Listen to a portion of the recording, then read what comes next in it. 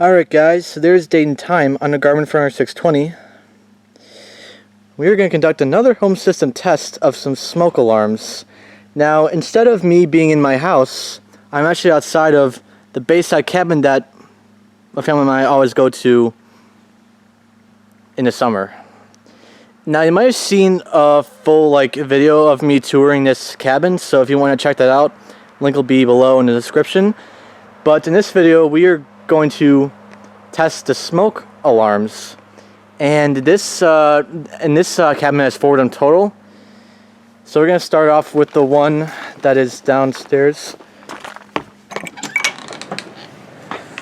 I'll actually give you guys a little overview of it before we test it, but the first unit happens to be right up there, and it's in this little open space with that chair and other stuff. The second one happens to be in the kitchen area, and it's right up there. And then the other 2 units are upstairs. Let me get this light going so you guys can see better.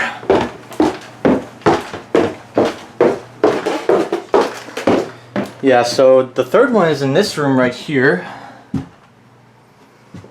And the last one is in this room.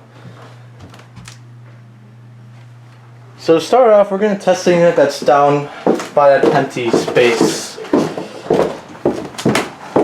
below. And as we take a closer look, you can see, I don't know if you guys can see, but this detector is a First Alert SA150B. And as you can see, in the middle it's got that escape light that will actually turn on when I test this thing. Your speaker for your alarm comes out of, and then your test button that says push and hold with the message saying push and hold the test around the button. Now, I'm not actually tall enough to reach the detector, so what we're gonna do is grab something from the mudroom, and we're gonna use this magic lacrosse stick to test the unit. So now we're going to give it for a test to give you guys an idea what it sounds like when it does. So here we go.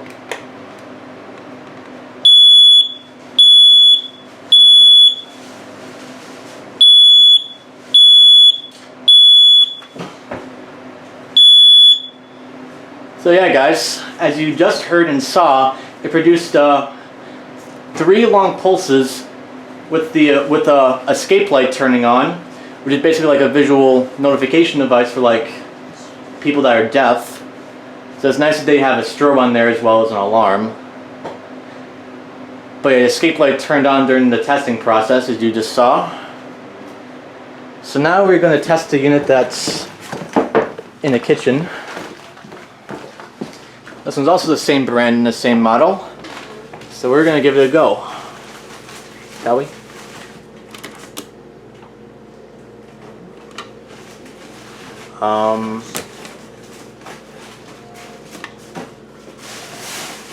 Okay. You might have an epic fail here.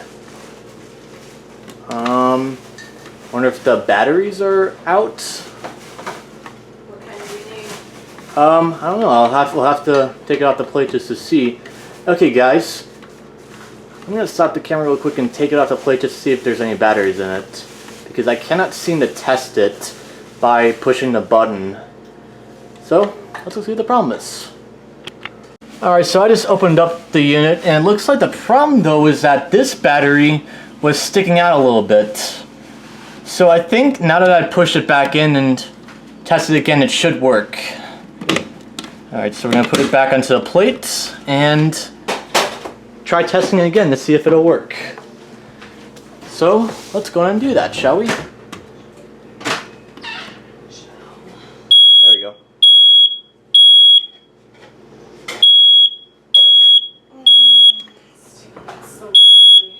I know. Well, at least I figured out the problem. Yeah, so the problem was that the battery was out of the battery wasn't really secure. with like the metal pieces. So that's why this thing didn't activate first, but now I seem to have fixed the problem, and now it's working properly. So now that we fixed that detector, let's go test the ones upstairs. And I probably won't be needing this lacrosse stick, so I'm just going to set it there. Because apparently the detectors are actually placed on the ceiling that is short enough for me to reach. So we're going to go and do that.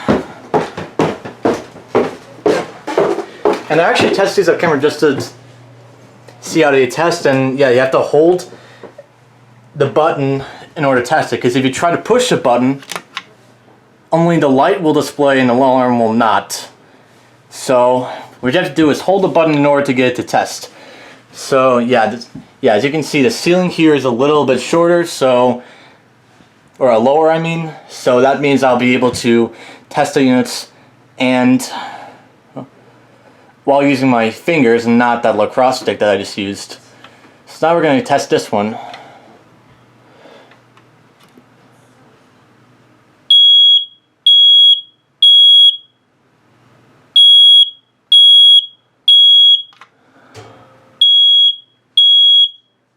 Alright, now it goes back into regular mode.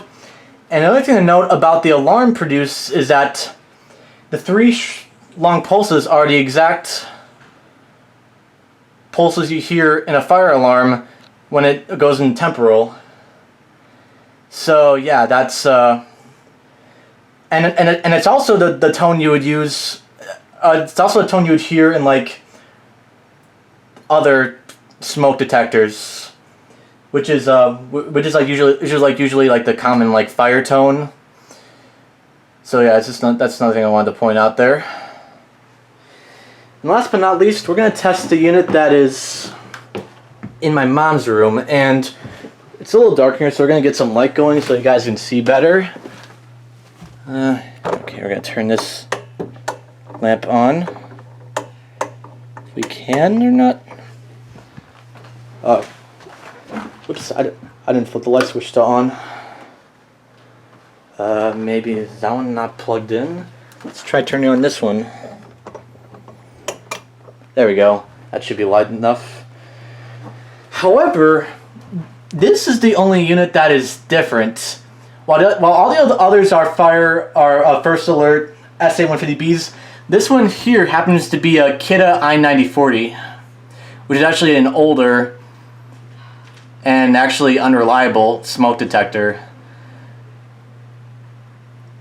I'm not quite sure why this one's a Kidde and the other one's a First Alert, but with that being said, we're going to test this one on camera by holding this button. So here we go.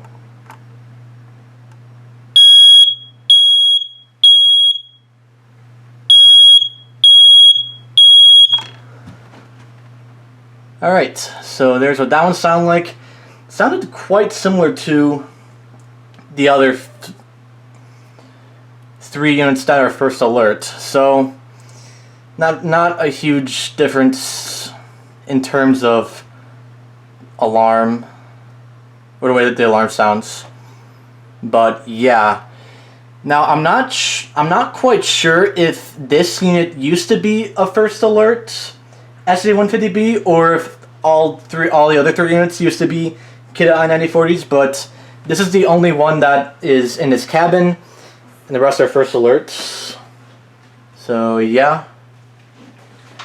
Also, as you may have saw when I removed the plate from the First Alert, you may notice that there was no wire connected. And just like the detectors at my house are, these actually are not wired together. So if one goes off let's say for example this one were to activate by me pushing a button, smoke testing it, or if there was maybe possibly magnet testing it, I don't know if that works, or if there was smoke or carbon monoxide in this room only and not the other room, not like the downstairs or that room, only this detector will go off and not the others.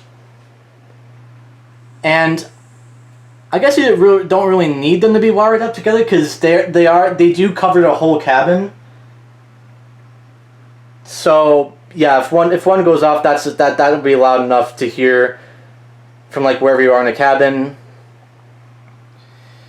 But yeah, guys, I hope you enjoyed this home system test of all the smoke alarms in this cabin. So that's gonna be it, guys.